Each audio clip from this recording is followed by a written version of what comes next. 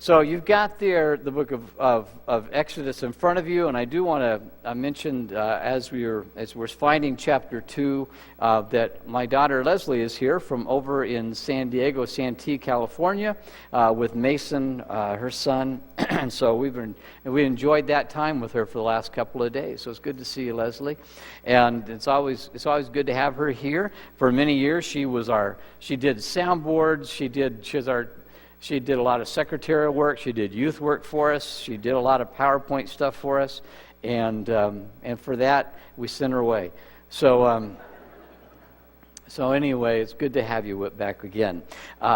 We are looking at for the next few weeks the life of Moses as we think about lessons from his life that are significant. Without a doubt, when we look at Moses, we are looking at one of the most fascinating characters, not only in the Bible, not only in the Old Testament, but really in all of history. I mean, this is a guy who everybody knows, it seems like, because everybody has watched Cecil DeMille's movie on the Ten Commandments, right?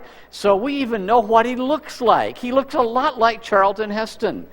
And when I said Moses, that's a picture I always get in my mind is good Charleston there, and you probably do the same thing, and especially those of you who've been around long enough to remember that movie and going to see it, and all the fun that was. And in fact, even today, when that film shows on television, it has tremendous ratings. In fact, one Sunday morning, maybe we'll just take 4 hours and watch that movie, because that's about how long it seems to take to get through those 10 Commandments. But it's a lot of fun to watch that. And there's no question that his life is this interesting story, but it's much more than just an interesting story.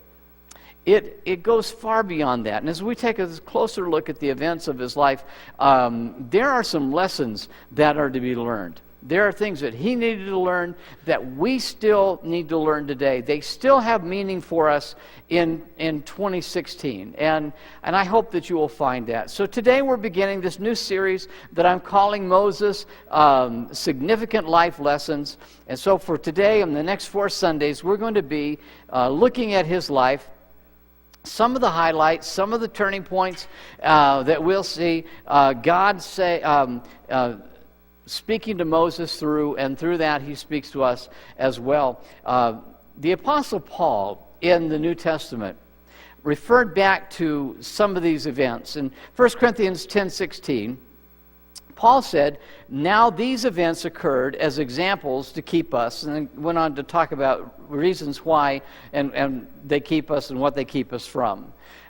There are those in the Christian faith today who will say, why do we even have an Old Testament? Why would we bother to look at the Old Testament? Why would we even care what the Old Testament says? We're New Testament Christians, and that should be enough. And the fact is that God cared enough about us that he used those events in the Old Testament, according to Paul, to teach us. And if we throw out the Old Testament, we lose so much of what God intended for us to have as believers today. And so we come to the Old Testament here, and we look at these, understanding that there are things that happened to Moses for a reason, and one of the reasons that they happened in Moses' life is to teach us something about who God is. We learn things about God that we would not know otherwise had it not been for the life of Moses. Now, we also understand how Moses progressed and the things that happened in his life that also teach us. And so God has a purpose in all of that. And today we're going to look at how God placed this very special call on a man named Moses because he had big plans for Moses. And it's easy to say, yeah, go get him, Moses. God had big plans for you. That's great. But the truth is, God has big plans for you, Christian, as well. God did not save you because he had nothing better to do one particular day. He saved you partly because he has big plans for each of us. He has a purpose for each of us. He has a reason for each of our lives. And he has big plans for us. And we may think, man, God could never use me in a great way. God could never use me the way that he used Moses. He could never make those kinds of changes in my life that would bring about those kind of worldwide changes. And yet he does. And it appears that in the life of Moses, that at a very early age, he came to a realization, and began to sense that God had a call on his life. But it took some time for Moses to be able to determine exactly what it was that God intended to fulfill through him. And that lesson, the lesson that Moses eventually learned, is that a person becomes most effective in life when he or she decides to do God's will, God's way. Now, I hear all the time from people, Pastor, how do I know what God's will for my life is? How would I know if God had a call on my life? How would I know what God has put me here to do? I would really like to know that. Well, in the life of Moses, we're going to see some of how we discover what that is, how to understand what God's will is. Now, most of us we would like to do God's will, and we might even have a sense of what it is, but we haven't yet learned the lesson that Moses had to learn, and that is that God will never allow us to do his will any other way but his way.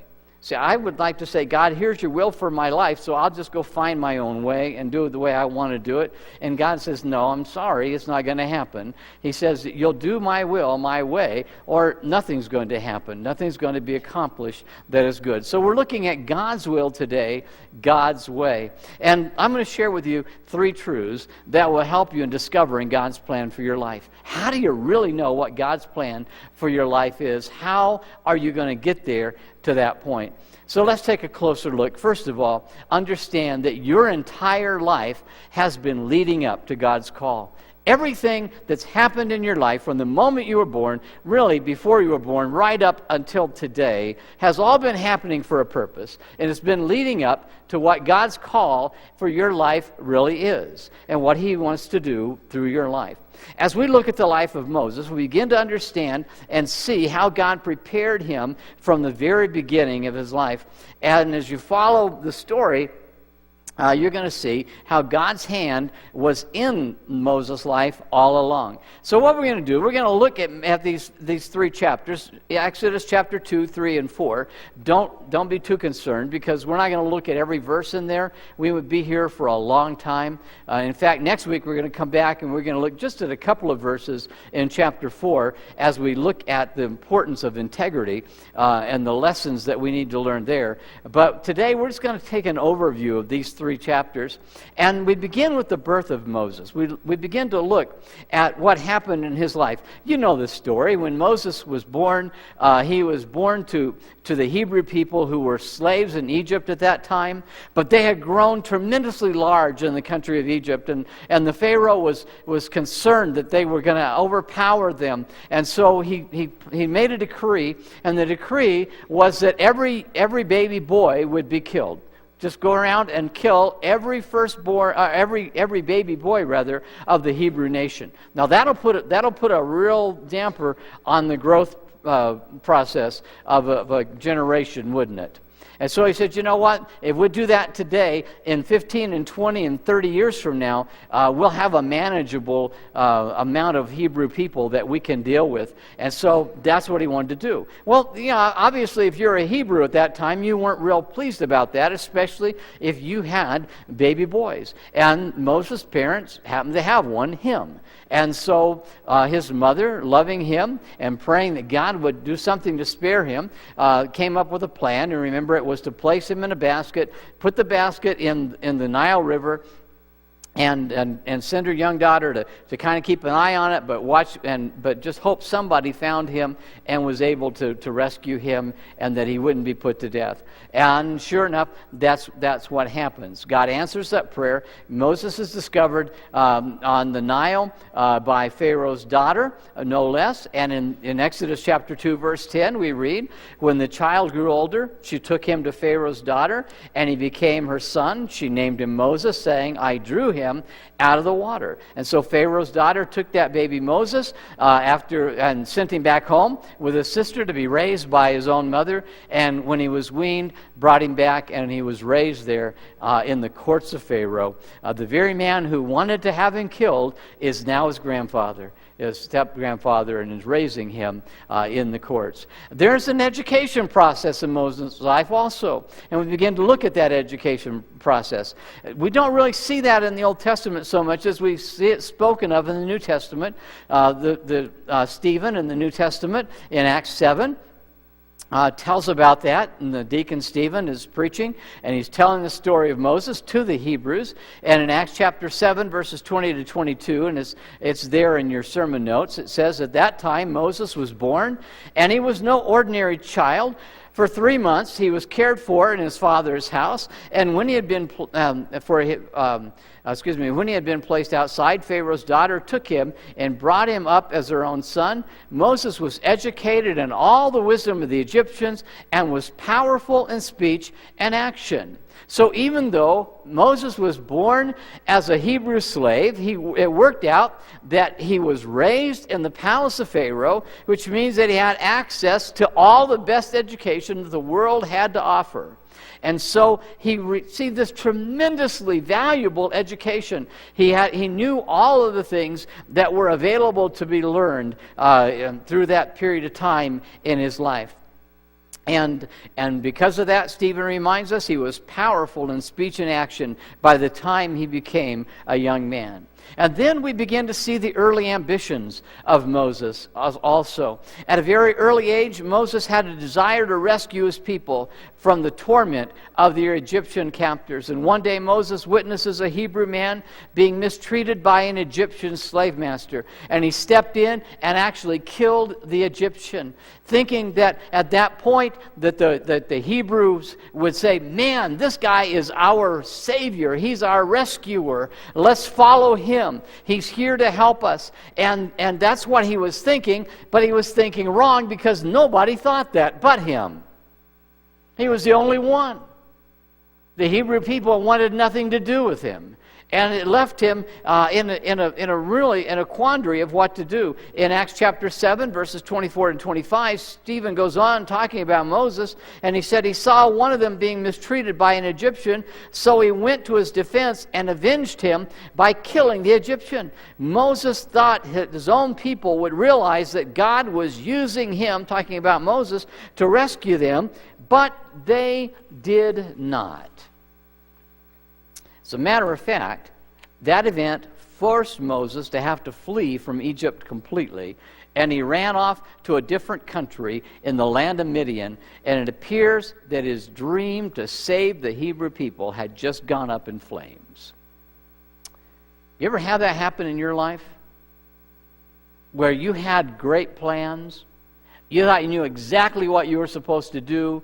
You thought you had trained. You had the education. You knew exactly where God wanted you to be.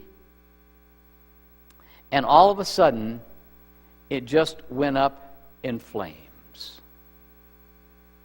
And what happened? God, do you not love me? Why are you doing this to me, God? Why would you allow this to take place?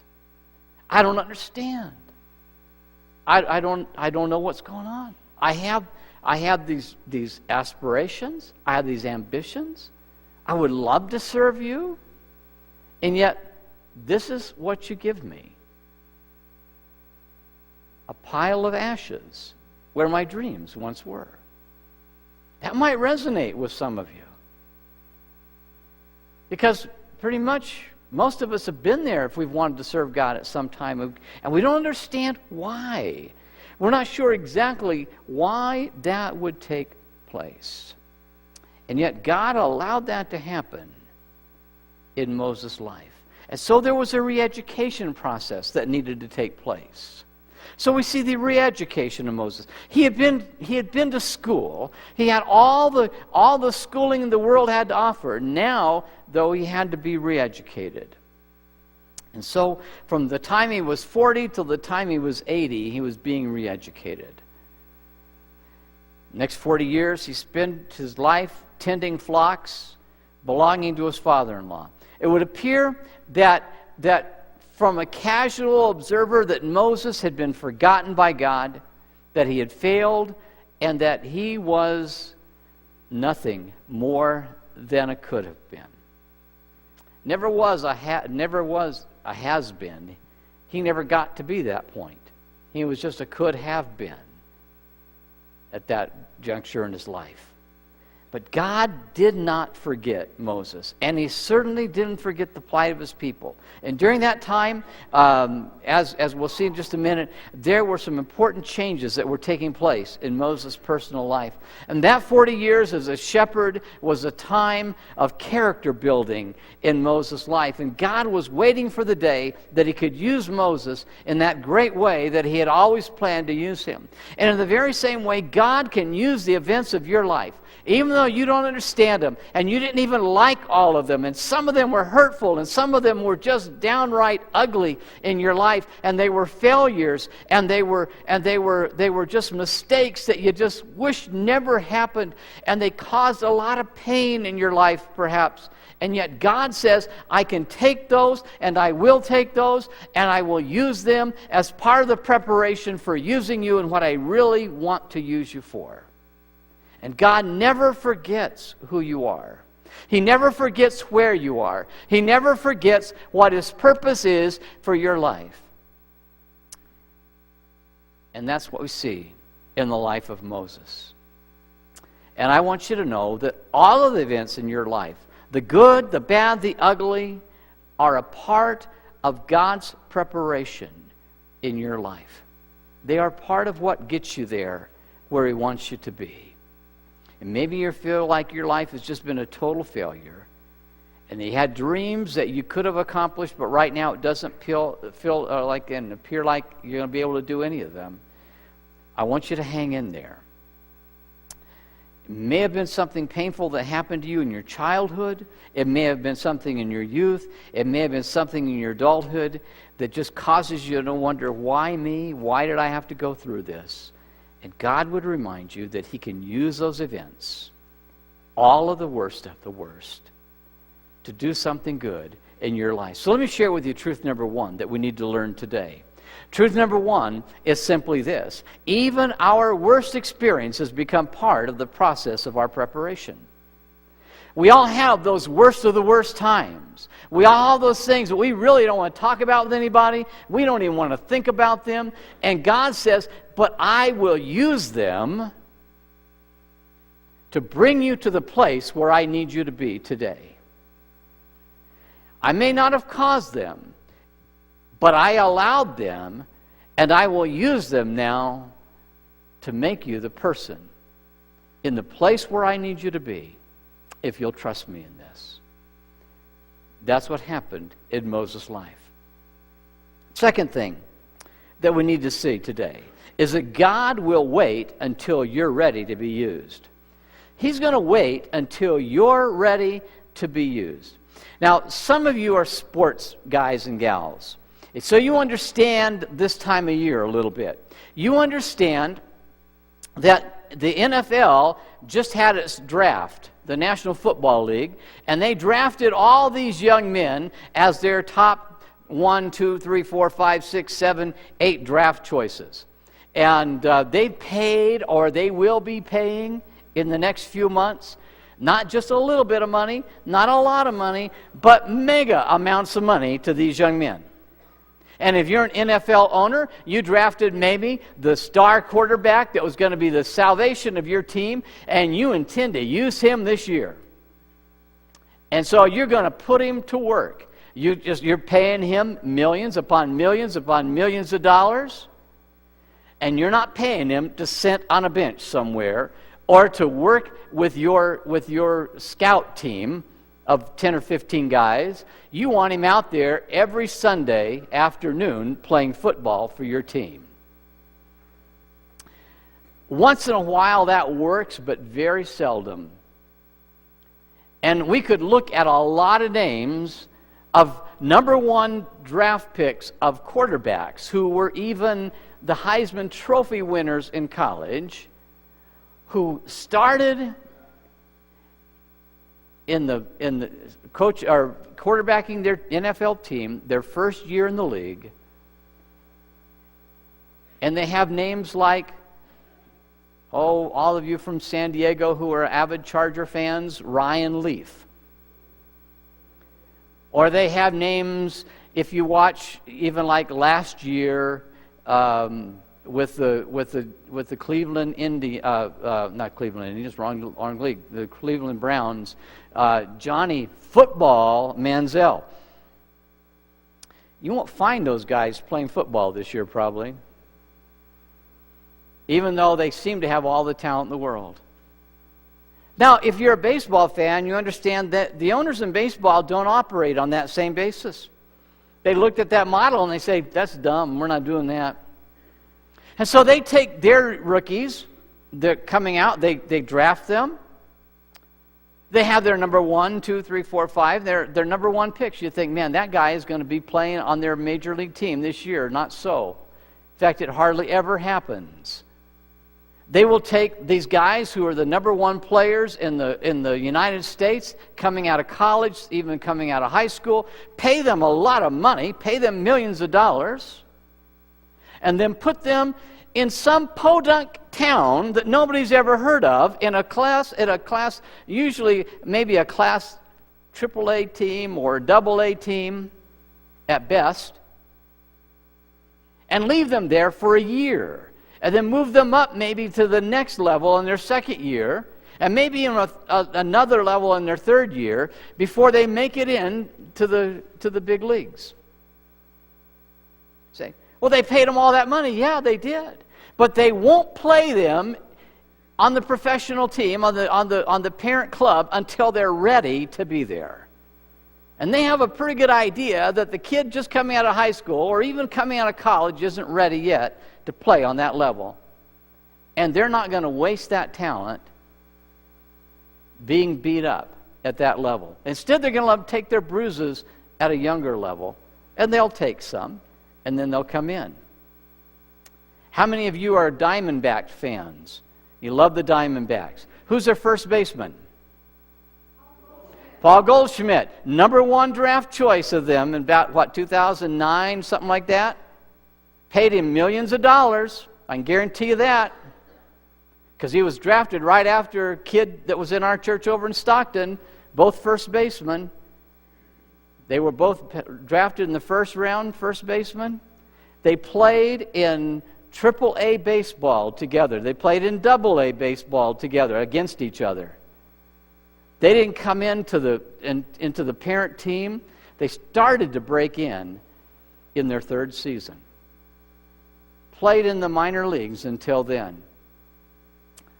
Paul Goldschmidt has been the all-star first baseman in the league for the last couple years.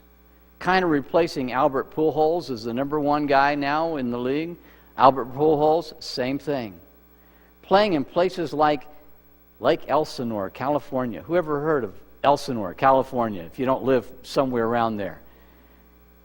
But that's where they played. God operates not on the basis of football, but he operates more on the basis of baseball.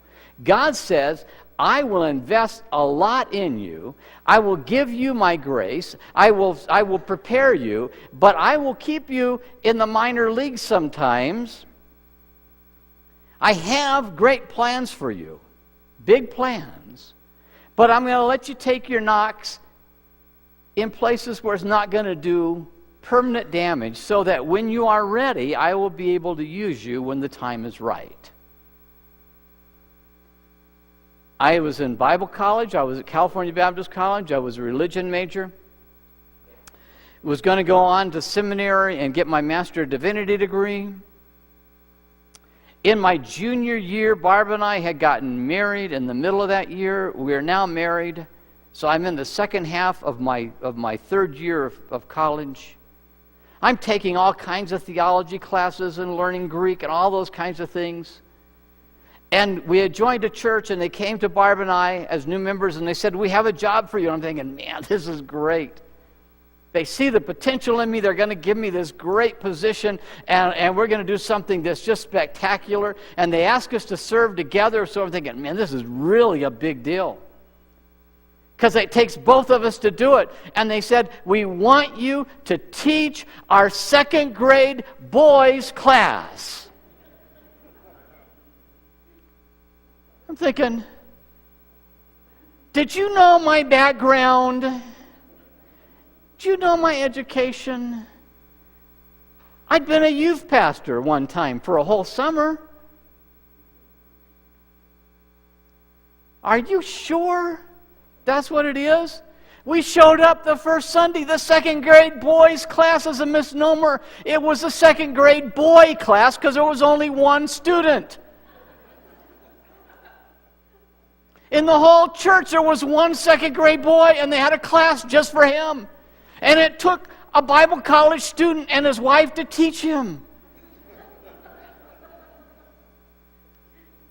I went one week and taught him, Barb went the next week and taught him. We didn't want to overwhelm the poor kid.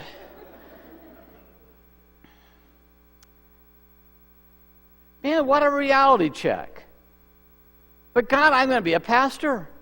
He said, I know, but not now. You're going to love this kid and teach him. And we did, didn't we? God says, I know what you've gone through in your past. I know your education. I know your skill set because I gave all of those things to you. But I will not use you until you're ready to be used. I will not put you in a place that will do permanent damage to you and your psyche and your spirit so that you never get to where I really want to use you, where I have plans for you.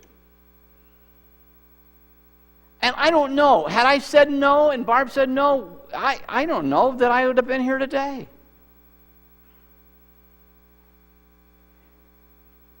We have to be willing to say, God, I am willing to wait. I am willing to be used by you.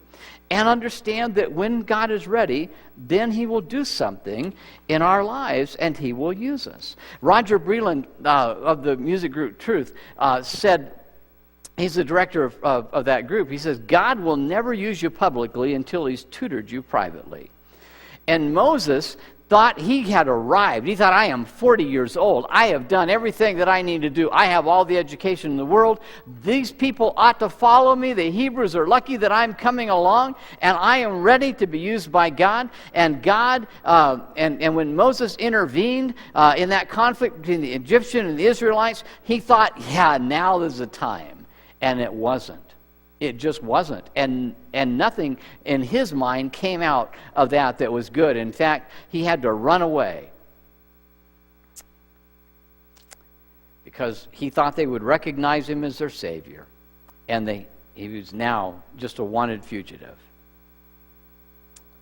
Why? Because Moses still had some lessons to learn. He still had a huge ego that had to get out of the way. God wasn't going to use him. He wasn't ready to be used while his ego was still intact.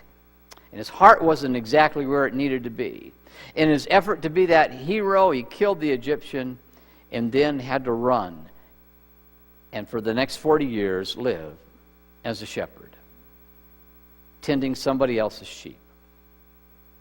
But those years in the desert proved to be invaluable to him.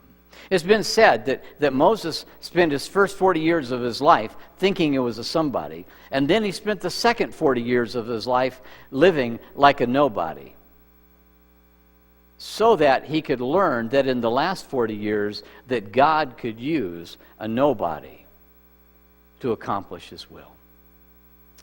And so God allowed him that time to go, and he spent those years in the desert.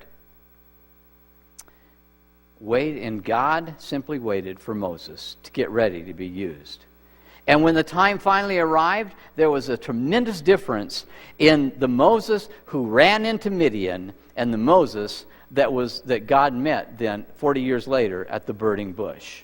And we read about that encounter of the burning bush in Exodus chapter 3. Notice what verse 6 says. This is God speaking to Moses from the bush. And he says, I am the God of your father, the God of Abraham, the God of Isaac, and the God of Jacob. Verses 7 through 10, he went on to say, I have indeed seen the misery of my people in Egypt. I've come down to rescue them. Note, not Moses, you're here to rescue them. He says, I have come down to rescue them. What a difference between 40 years earlier when Moses said, I'll rescue them, and just took it on himself. God said, now I'm here to do that. And notice what else he says. He went on to say, so now go. I am sending you to Pharaoh to bring my people, the Israelites, out of Egypt. 40 years earlier, Moses thought, I will come in and I'll kill off the Egyptians one by one if I have to, and I will rescue them. And God says, you know what?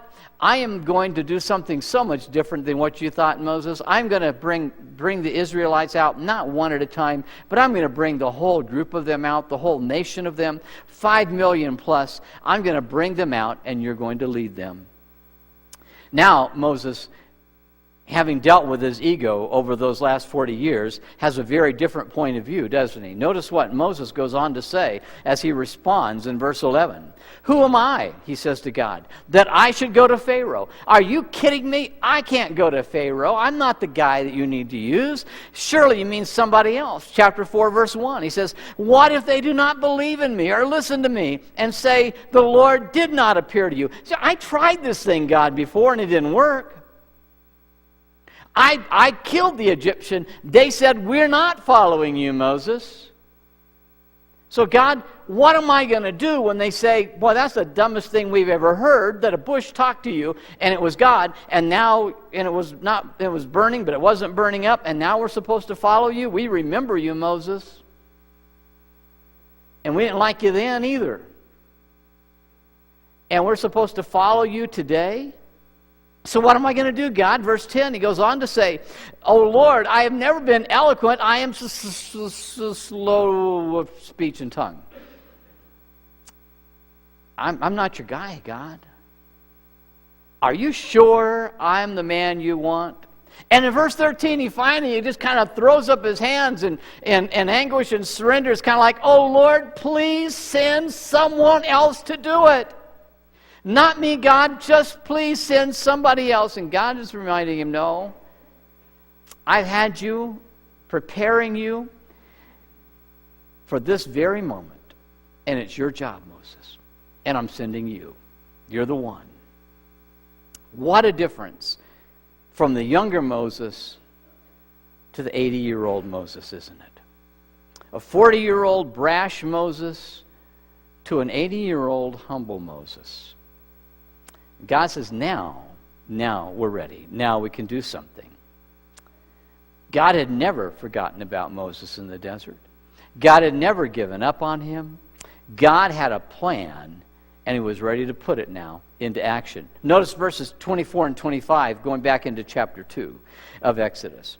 God says the Israelites groaned in their slavery and cried out, and in their cry for help, because of their slavery, went up to God. And God, heard their groaning. So God looked on the Israelites and was concerned about them. God never forgot about the Israelites either. He never forgot that they were in slavery. And he was simply waiting on Moses to get ready to do what he called him to do.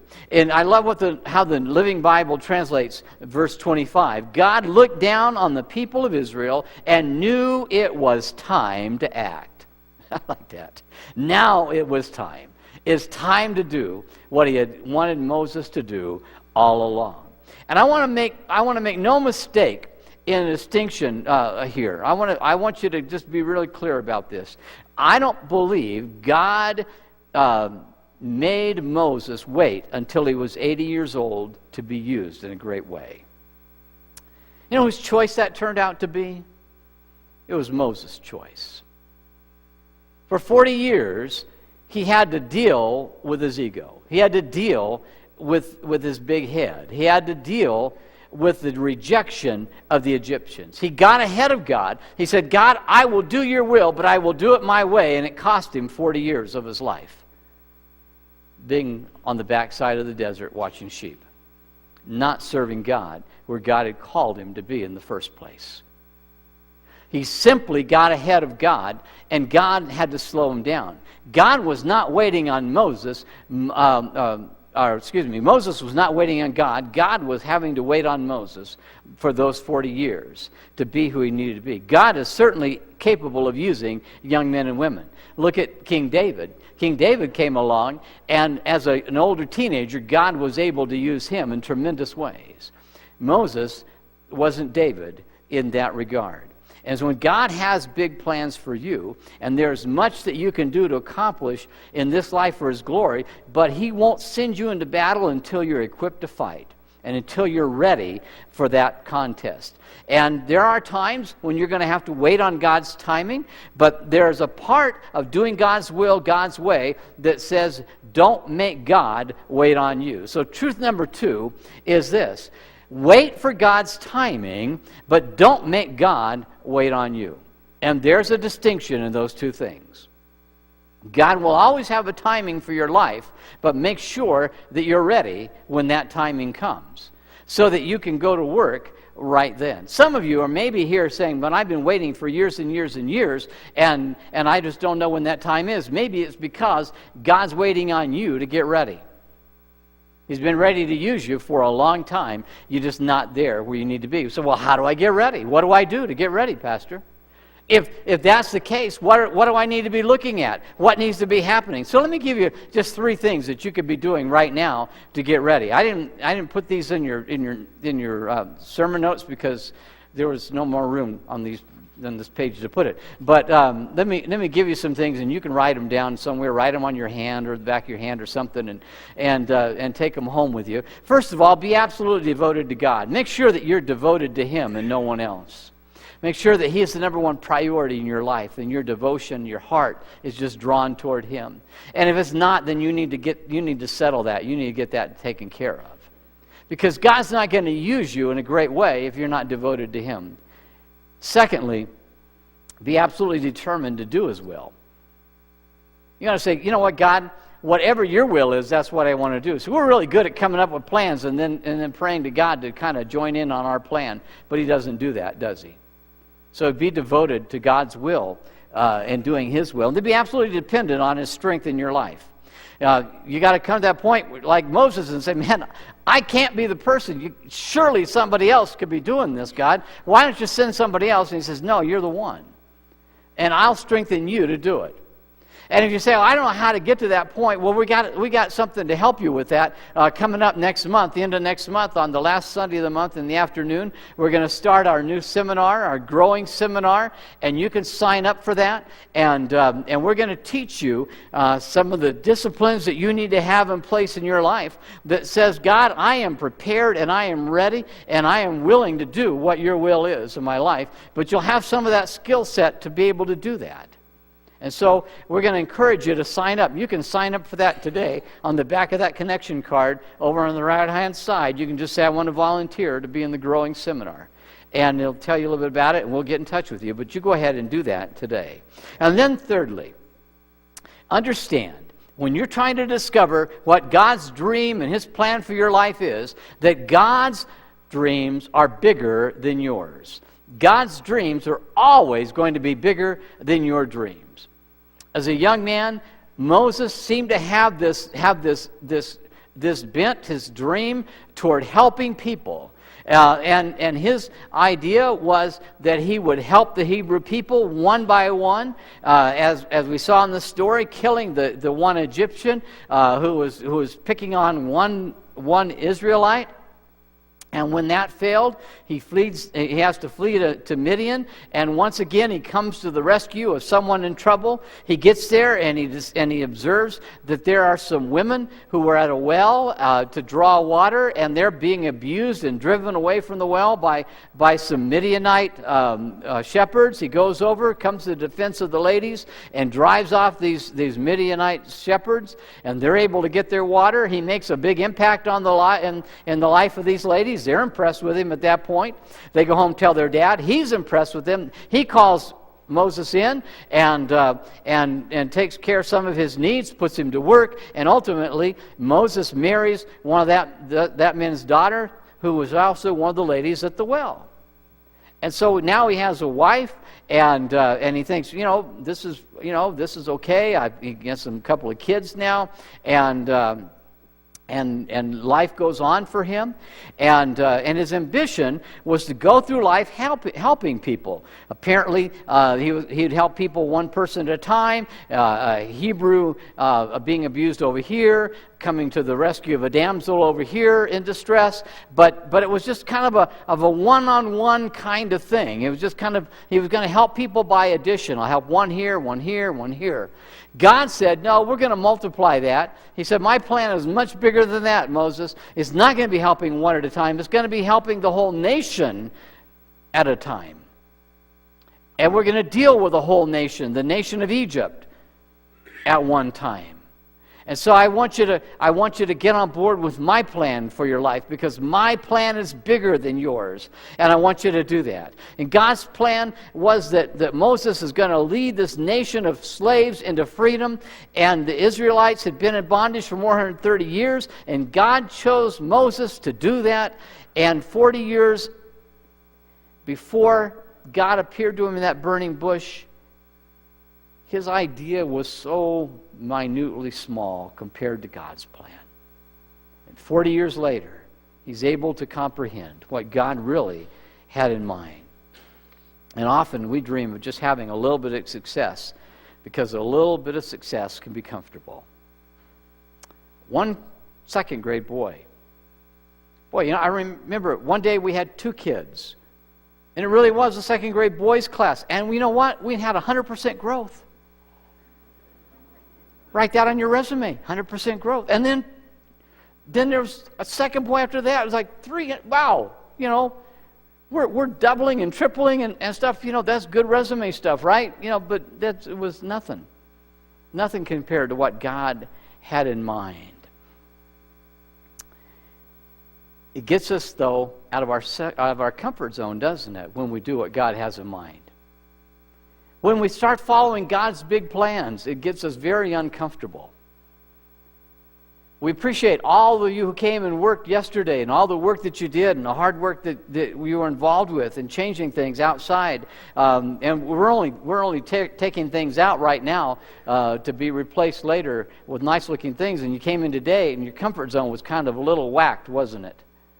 You said, what in the world did they do? Where did most of the plants go? Where's the bushes at? I don't like it. It's my comfort zone to park in that one bush. I pulled up in the spot I always park in, and the bush was gone.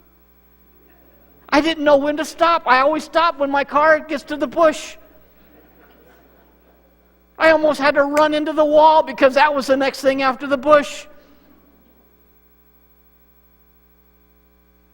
You ever feel that way? Maybe you felt that way this morning. God's dreams are bigger than our dreams, and it will take us way beyond the comfort zone that we have in bushes and plants. It will take us as a church way beyond our comfort zone. And we'll have to make a determination. Will we follow our plan or God's plan? Will we do what God's calling us to do His way, or will we do what we want to do our way? But you can't do both. And we can't do both. It happens in your life, it happens in the life of a church. Being called out of that. Lew Wallace wrote the book, Ben-Hur. How many of you ever, I don't know if you read the book or not, I don't think I've read the book, but I've seen the movie a bunch of times. He wrote it in 1880. I don't think any of us were around to read it when it was the first edition, when it first came out. But in 1880, he wrote that book. And you know what Lew Wallace told his wife when he wrote it, when it was getting published? He said, I expect that it might generate about $100 a year in royalties. That doesn't sound like anything today, but in 1880, he said that was enough money. He said, you know what, we'll be able to live comfortably for the rest of our lives on that $100 a month. And I suppose you could have in that time frame. Why? Because, people lived in the 1880s aren't any different than people living in 2016. We want to be able to live comfortably. And that means I want to stay in my comfort zone, thank you. Man, did God have other plans for that book. About a slave in the early era of Christianity, the time of Jesus, that Ben-Hur, who has this encounter with Christ and changes everything. And that book sold millions of copies and was made into a motion picture, not one time, but 3 times.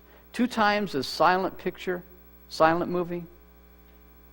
I guess you can do that. It's pretty easy because if it's a silent movie, you don't have to write dialogue either time, so you can do it twice pretty quick. And then it became it was a non-silent movie starring Moses. Oh no, Charlton Heston. I'm sorry. Man, that guy was busy, wasn't he? Do you think that maybe his family and descendants lived off a little more than $100 a year royalties on that book that he wrote? Yeah. Changed their whole family tree, I would imagine. I remember when I was in college at Cal Baptist that we had a professor that would tell us young pastor students, he said, you know what, you guys need to attempt something so great that unless God intervenes, you're sure to fail. And it sounded challenging and it sounded good, but I don't know that I would say that to anybody today. I think I would change it just a little bit. I think rather than saying just find something to do, attempt something so great that if God doesn't intervene, you're going to fail, I would say I want to urge you to include God from the start. Instead of saying, God, I'm going to jump first and pray second, why don't you pray first and then jump? Pray and say, God, what is it what's your dream for my life? Not my dream, what's your dream? Would you get me ready for it? Would you share your dream with me? And then when you share it, I'll attempt it. Knowing that if you don't intervene, even at that point, I'll fail. But at least now you're doing what God's dream is for your life. And He wants to share that dream with you. He wants you to be able to succeed. But there's this huge difference between our plans and God's plans. Our plans are always puny compared to God's plans. God's plans are always so big, and ours are always so small. Now you have to remember that it is impossible for us to have more vision than God has. It is impossible to have more faith than God has, and it is impossible to have more courage than God has. And so if we do our plan our way, we're going to do it on limited vision, limited faith, and limited courage. But if we do it God's way, if it's His plan, His way, then He's got all of the vision, He's got all the faith, and all the courage that we're going to need, and He supplies it at the right time. That's the lesson that Moses had to learn, to do God's will, God's way. It's the lesson that we have to learn, to do God's will, God's way. Let God give you a dream, His plan for your life, and let Him do it His way. In truth number 3, I want you to write this. God will give you His dream for your life if you let Him. He'll give you that dream. He desires to give you that dream. He places that dream in your heart, but He won't give it to you if you don't let Him. He won't give it to you unless you say, God, I want your dream, and I want to do it your way. And then He says, I'm delighted to share it with you. And when the preparation time is done, we'll move into that. And it might be that it's done now. He's just waiting on you to decide to do it His way. It might be that you're going to have to go through a time of seasoning, and then He'll share it with you. In Jeremiah, the prophet Jeremiah wrote this verse in Jeremiah 29:11. For I know the plans I have for you, declares the Lord. Plans to prosper you, not to harm you. Plans to give you a hope and a future. God has plans for each of your lives. And He desires for you to be a part of it. And when you get involved with it, you're going to discover that it was a good plan. And it was a plan that was going to be prosperous for you in whatever way God has in store for that, but also prosperous for those lives that you will touch. Let's